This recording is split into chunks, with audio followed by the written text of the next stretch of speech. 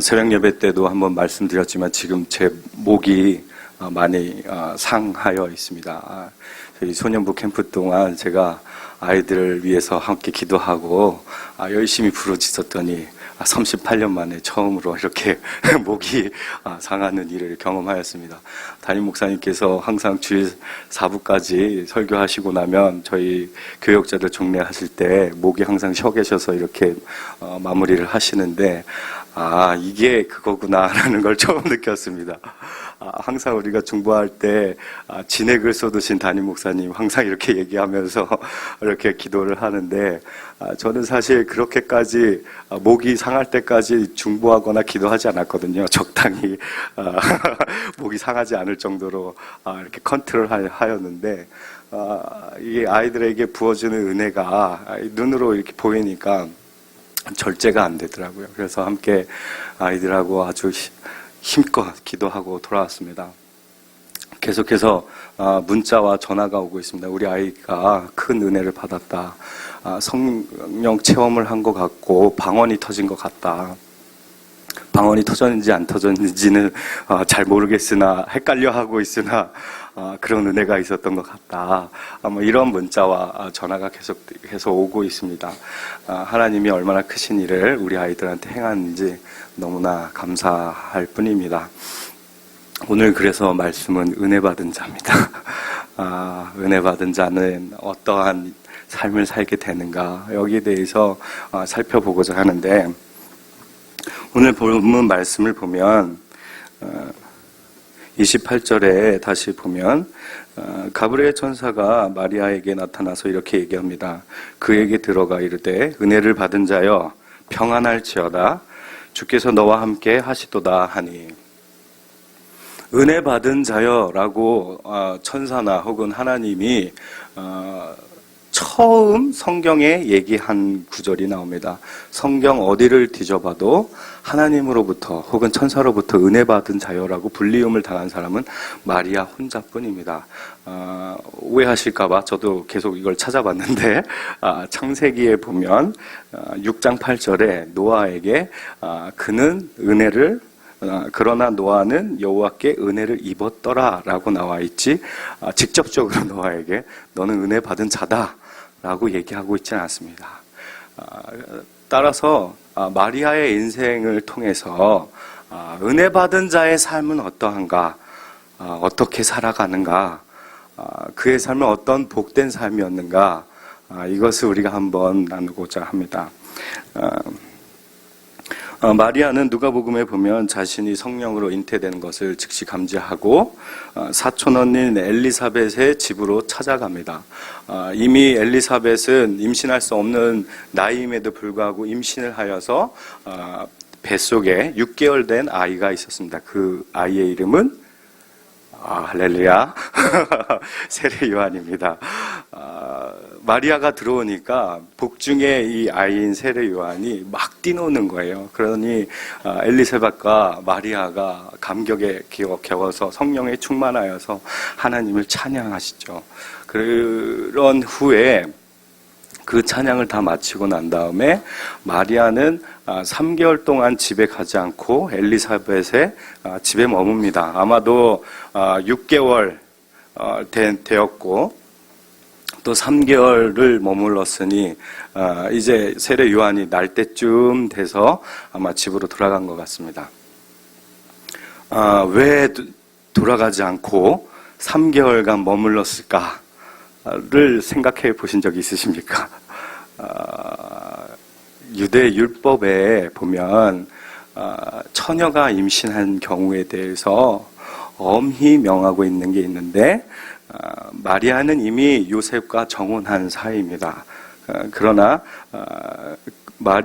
요셉과 결혼하기 전에 임신한 것이 나타났다. 그러면 어떻게 되는가에 대해서 어떻게 주변 사람이 행해야 되는가에 대해서 율법은 명확하게 얘기하고 있습니다. 신명기 22장 23절서부터 24절을 말씀을 한번 보도록 하겠습니다. 함께 읽겠습니다. 시작. 어떤 남자가 그의 성 중에서 만나 동침하면 너희는 그들을 다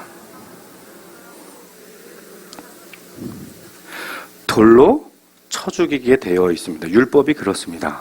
그러니 마리아가 자기의 고향으로 다시 돌아갔다면 분명히 돌로 쳐 죽임을 당했을 것입니다.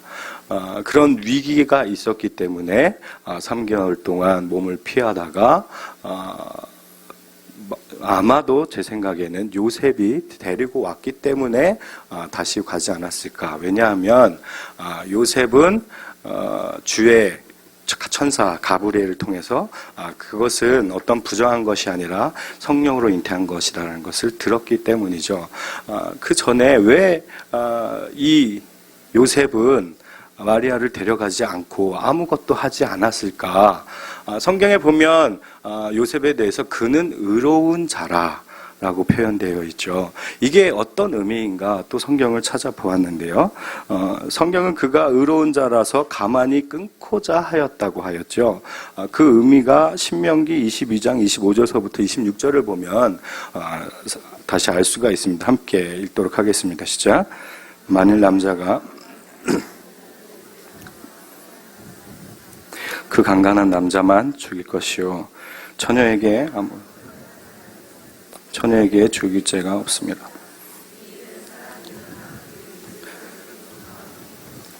그렇죠. 마리아의 임신은 다른 사람과 부정한 관계로 인해서 임신한 것이 아니라 강간이나 이런 원치 않는 것을 통해서 이루어진 임신이라 믿었기 때문에 마리아에게서 죄를 찾지 않는 것, 묻지 않는 것으로 율법적으로 받아들인 것입니다. 그래서 간음을 했다 하면 마리아가 죽는 거지만 가만히 끊고자 하였다라는 것은 그러한 마리아가 죄가 없다 여겨지도록 그렇게 한 그 요셉의 선한 의로운 행위였던 것이죠. 그러나 하나님께서는 마리아가 미혼모로 그 예수님을 키우기를 원치 않으셨습니다. 요셉에게 다가가서 성령으로 잉태된 것을 말씀해 주셨고 데려와서 부부의 연을 맺고 살게 하였고 그 속에서 예수님이 자라게 하셨습니다. 그 이유는 단 한 가지죠. 혈통으로나 육적으로나 성령으로나 예수님께서 왕으로 이 땅 가운데 오셔야 했기 때문에 요셉의 혈통으로서 메시아 왕으로서 오셔야 했기 때문이죠. 이러한 것을 통해 보면 마리아는 은혜를 받았다 하였는데 임신하는 순간서부터 잠시 엘리사벳과 함께 기쁨과 충만함의 은혜가 있었지만 죽을 위기에 처해 있었던 것이죠. 또한 이 고통은 끊이지가 않습니다. 왜냐하면 요셉이 호적을 하러 예루살렘으로 내려갈 때 마리아를 데리고 갑니다. 그러나 그 당시의 법상으로는 호적은 가장의 대표만 혼자 가서 고향에 내려가서 호적을 등록해도 되는 그런 법이 있었습니다. 그럼에도 불구하고 만삭의 마리아를 그 나세렛이라는 동네에서부터 예루살렘까지 약 120km 가까이에 되는 그런 험난한 길을 데리고 갔다는 거죠. 얼마나 힘들었겠습니까? 오늘날로 치면 도로도 뭐 정비되어 있지 않았을 것이고, 그렇죠? 그다음 뭐 자동차도 없었을 것이고, 비행기도 없었을 것이고, 그냥 걸어가거나 혹은 말을 타거나 낙타를 타고 이동했겠죠. 말을 타보신 분이 있으실지 모르겠는데 말을 타는 것 자체가 굉장히 고통이라고 해요. 저는 타본 적이 없지만 아프대요. 그러니 그 임신한 여자에게 말을 탄다는 것 자체만으로도 굉장히 큰 고통입니다. 그 120km의 거리는 성인 남자가 군대에서 100일 행군 2박 3일의 일정을 두고 이렇게 걸어가는 행군의 거리인데 쉬지 않고 걷는 거리거든요. 아마도 요셉과 마리아는 한 일주일 정도의 기간에 걸쳐서 갔을 거라고 생각되어집니다. 그런데 더 안타까운 것은 도착하자마자 진통이 와요. 그래서 이제 애를 해산을 해야 하는데 방을 못 구한 거예요. 우리 대한민국에서 애를 낳는다 하면 보통 아주 좋은, 그래도 자기 형편에서 최고로 좋은 병원에 가서 이렇게 애를 낳고, 또 애를 낳으면 또 요즘에는 또 어디 가가지고 산후조리도 하고 이렇게 오면서 아주 유별나게 그렇게 하잖아요. 애를 낳으면 그만큼 귀하고 소중한 거니까. 마리아는 자기의 첫 아들인데, 그죠? 예수님이 그 누추한 곳, 비위생적인 것, 그곳인 마국간에 그래서 애를 낳았다는 것이죠. 어머니의 심정으로 이것을 바라본다면, 성경적으로 우리가 보면 이것도 낮고 천한 곳에 오셔서 왕이신 예수님께서 그렇게 자신을 낮추셨다 하겠지만, 어머니의 심정으로 보면 이게 엄청난 스트레스가 될 것이고 기분 나쁜 일이 될 것이고 그러겠죠. 그런데 마국간에서 아무튼 그렇게 애를 낳고 보니까 동방에서 박사가 와서 예물도 주고 목동들도 와서 왕이십니다 찬양도 하고 그러는데 과연 기뻤을까 하는 생각이 듭니다. 나는 지금 고생해서 여기까지 왔다가 그 힘든 몸으로 애를 낳는데, 그죠? 120km 행군하고 나서 애를 낳는데, 그것도 좋은 것도 아닌 이 마국간에서 애를 낳는데, 왕이십니다 하고 경배하면 이게 받아들이겠냐라는 거죠. 왕인데 이런 곳에서 낳게 해? 이런 생각은 안 들었을까요? 하는 생각이 듭니다. 난집 주님을 하고 성전으로 올라가는 장면이 나옵니다. 누가복음 2장 34절에서부터 35절 말씀인데요. 함께 읽도록 하겠습니다. 시작.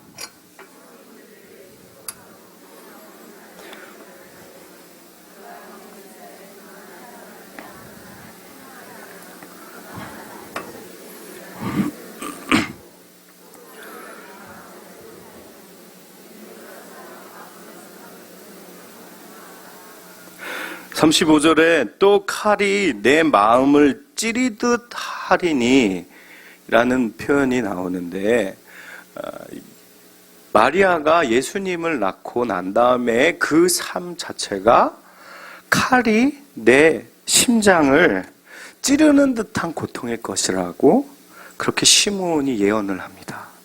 여기서 칼이라는 단어 자체는 70인역에서 나오는 구약의 어떤 칼과 동일한 단어로 사용되었는데, 그 칼이 골리앗이 들었던 칼과 동일한 단어로 사용되어집니다. 골리앗이라 하면 키가 2m 80 이상이 된다라고 성경에 기록되어 있습니다.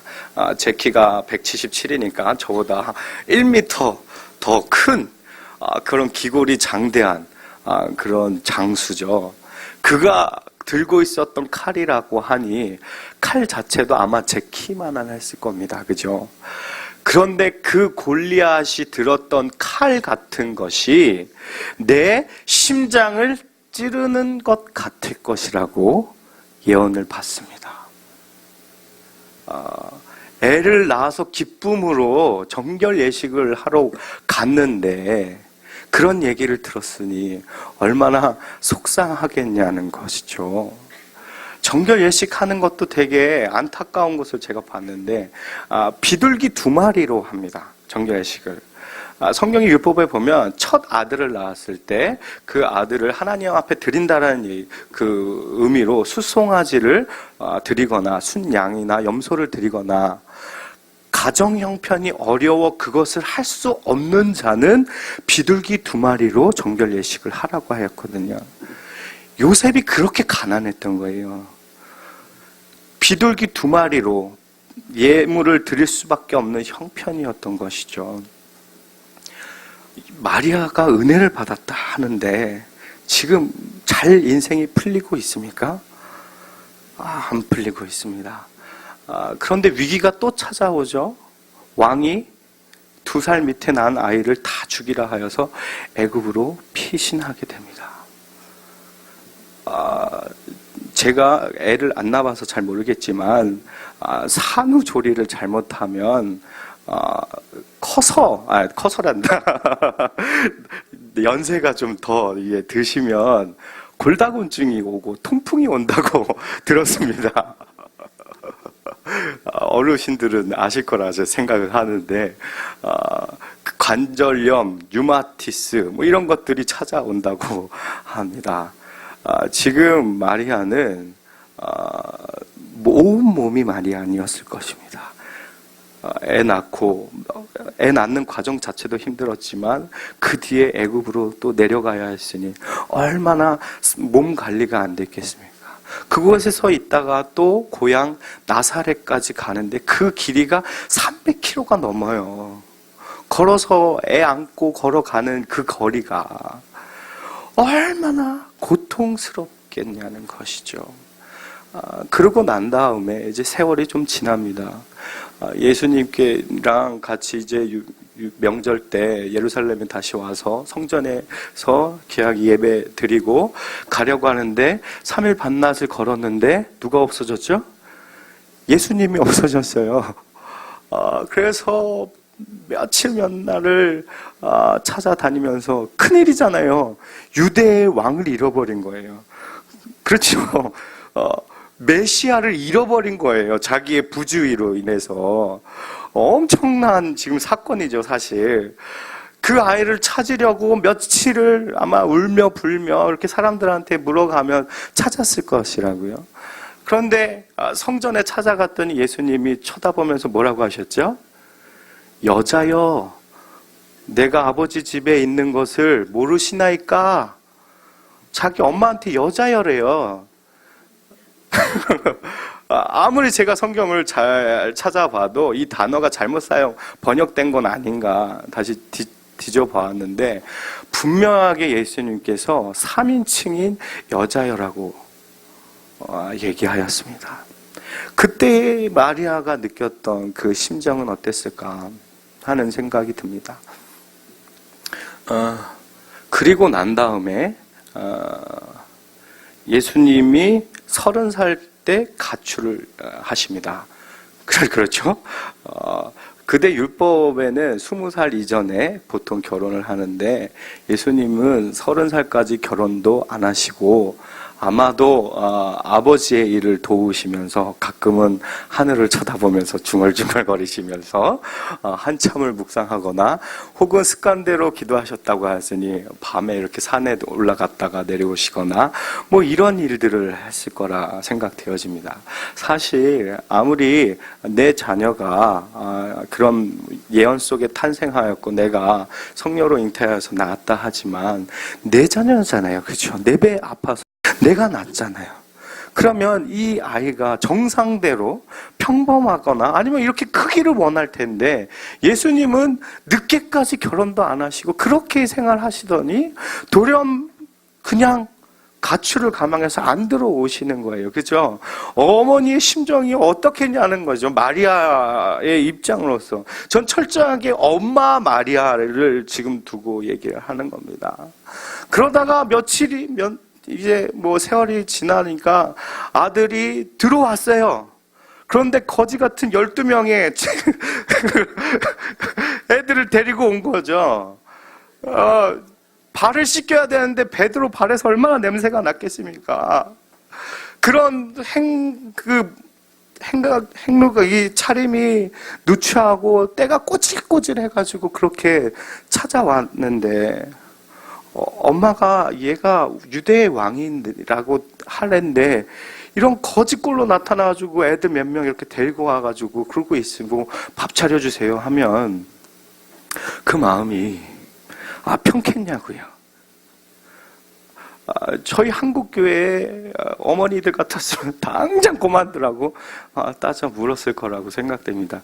근데 성경에 실제로 그런 부분이 나옵니다.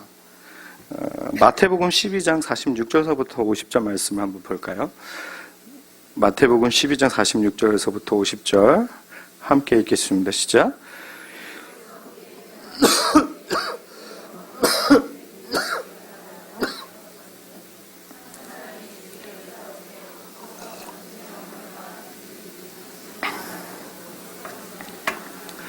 말하던 사람에게 대답하여 이르시되 누가 내 어머니며 내 동생들이라 하시고 손을 내밀 제자들을 가르쳐 이르시되 나의 어머니와 나 동생들을 보라. 누구든지 하늘에 계신 내 아버지 뜻대로 하는 자가 내 형제요 자매요 어머니니라 하시니라. 마태복음에서는 이 표현이 그냥 좀 거룩하고 아름답게 표현되었습니다. 바깥에서 설교하고 있는 아들을 지켜보면서 이렇게 좀 보자 이런 식으로 아마 했던 것처럼 묘사가 되어 있습니다. 그런데 예수님께서 굉장히 매몰차게 누가 내 형제요 어머니냐라고 말씀하시는 걸 보면 마리아가 상처받았겠다 하는 정도로만 이해할 수 있는데, 이것이 요한복음의 말씀하고 비추어 보면 예수님께서 갈릴리 땅 근처에서 나사렛 자신의 동네에서 복음 사역을 할 때 그 가족과 친지들이 또 마을 사람들이 귀신 들렸다 해서 예수님을 절벽에서 밀어 떨어뜨리려고 하는 장면이 나옵니다.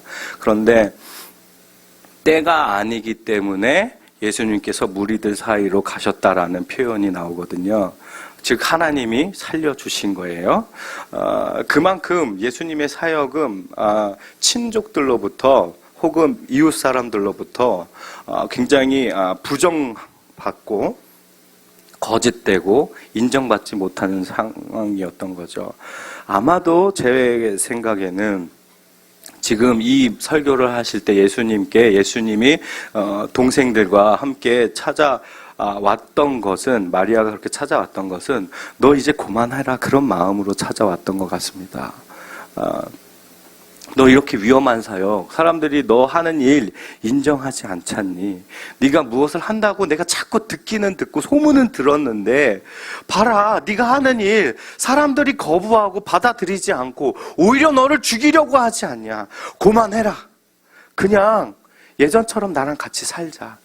그런 마음으로 동생들까지, 혼자 데려갈 수가 없으니까 동생들까지 와서 끌어내리려고, 그래서 집으로 데려가려고 오지 않았을까 생각되어집니다. 제가 이 부분에 대해서도 이게 맞는가 해서 주석을 찾아봤더니 많은 주석가들이 이것을 동일하게 해석하는 것을 보았습니다. 여기서 느낄 수 있는 건 첫 번째, 마리아의 인생을 보면 요셉이 성전에서 예수님을 잃어버린 사건 이후로 등장하지 않습니다, 성경에. 아마도 많은 성경학자들이 해석하기를 요셉이 빨리 죽었을 것이다 라고 얘기하고 있습니다. 따라서 예수님은 그 요셉 집안의 가장이죠. 맏아들이니까, 맏아들이니까. 그러니 마리아의 생계, 홀로 된 마리아의 생계와 동생들을 살피고 케어하고 돌봐야 하는 가장의 책임은 사실상 예수님께 있었던 거죠. 그렇죠?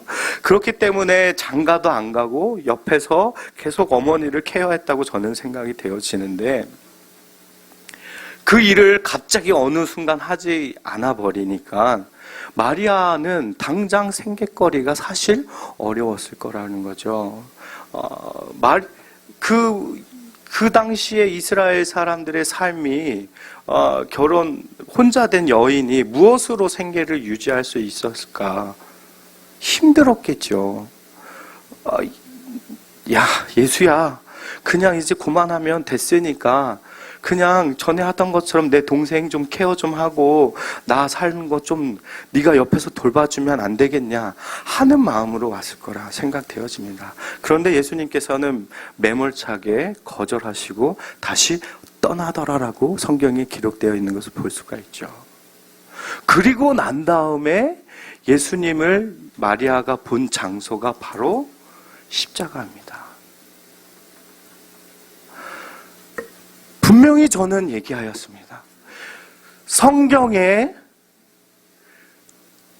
가장 처음으로 은혜 받은 자라고 기록되어져 있는 사람이 마리아이고 유일무이한 사람이 바로 마리아라 하였는데, 마리아의 인생은 예수님을 잉태한 것 순간서부터 고통이고 고난이었고, 그가 걸어간 삶은 아들로부터 인정받지 못하고 남편은 일찍 죽어서 생계가 유지하기가 힘들고, 그럼에도 불구하고 약속이 있기 때문에 믿으면서 나아가려고 하였더니 자기 아들이 십자가에 못 박혀서 죽어가는 모습을 바라볼 수밖에 없었던 거예요. 성경에 보면 십자가 바로 곁에 밑에서 마리아가 있었다라고 하지 않아요. 여자여 보소서, 보라 내 아들이니이다. 십자가에서 피 흘리는 예수님께서 채찍을 맞아서 살갗이 다 뜯어지고 갈비뼈가 드러나며 가시면류관을 쓰며 헉헉거리면서 그 십자가에 매달려서 하는 말씀이 보소서 아들이니이다. 이게 엄마 마리아로서는 과연 은혜 받은 자라 할 수 있겠냐 이거죠.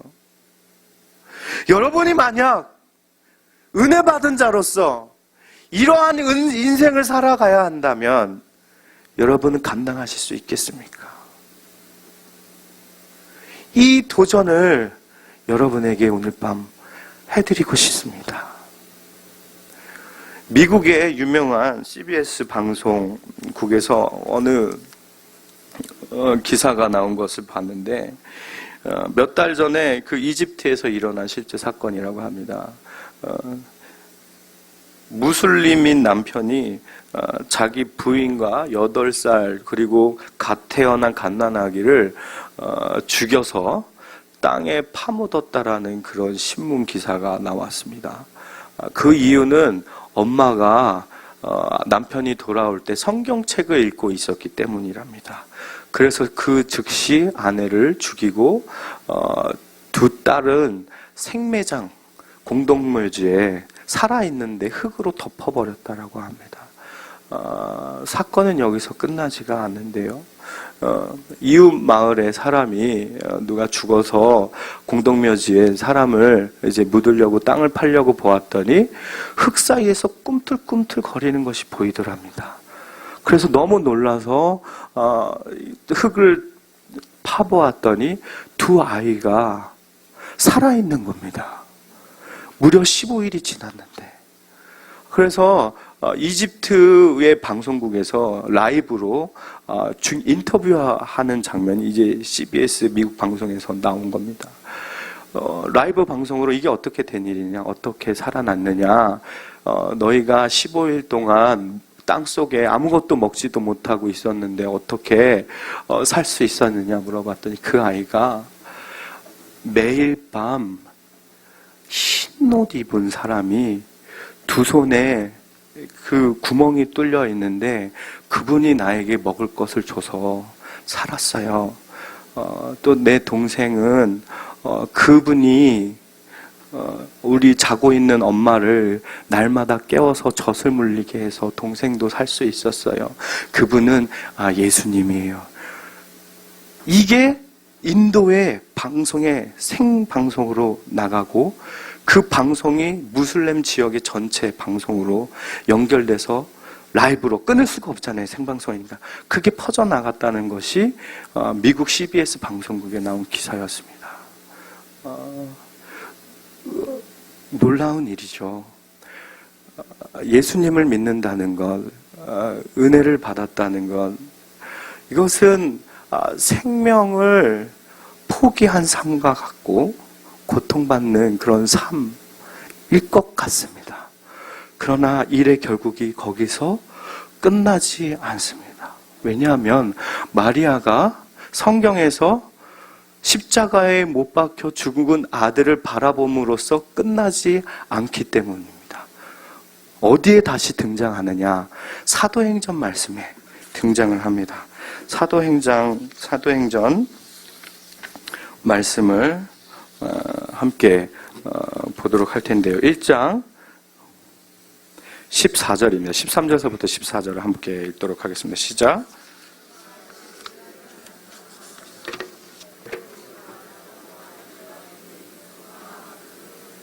알페의 아들 야고보, 셀로스인 시몬, 야고보의 아들 유다가 다 거기 있어.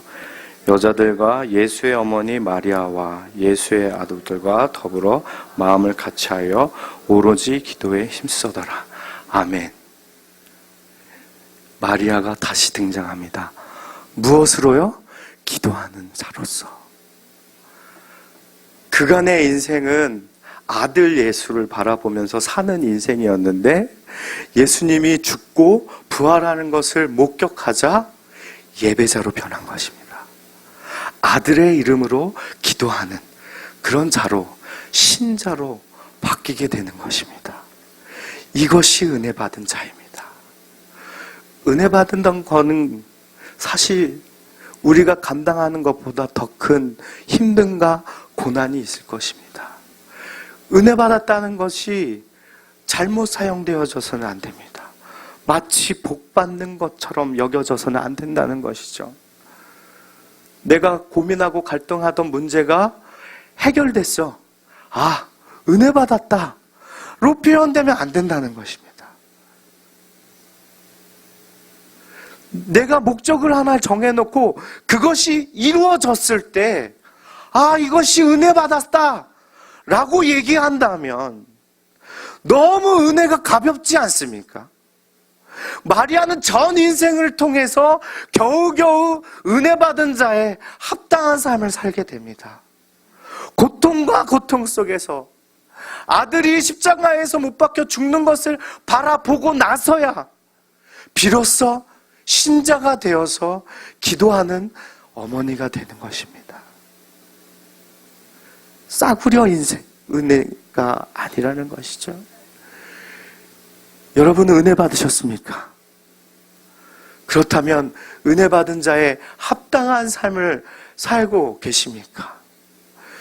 현재 고난받다고, 고통 속에 있다고, 아픔 중에 처해 있다고, 관계의 어려움에 있다고, 하나님 왜 나에게 은혜 주시지 않고 계십니까? 라고 투정하며 하나님 앞에 기도하시겠습니까? 내게 은혜 달라고 하나님 앞에 간구하는 기도의 내용이 단지 여러분의 인생의 형통함을 바라는 그런 기도 제목으로 전락해버리지는 않습니까? 은혜 받은 것은 무거운 것입니다. 실제로 감당하는 것이 매우 어렵고 힘듭니다. 그러나 그 길을 걸어가야만 우리가 합당한 열매를 맺을 수 있는 것입니다. 오늘 이 밤에 여러분이 그렇게 결단하며 헌신하며 내게 그래도 은혜를 주시옵소서, 주의 종이 감당하겠나이다. 그 주가 보이신 생명의 길, 신앙의 선조가 살아갔던 그 길 나도 걸어가게 하옵소서. 그렇게 고백할 수 있는 여러분이 되시길 주의 이름으로 축복합니다. 이 시간 함께 찬양하실 텐데요.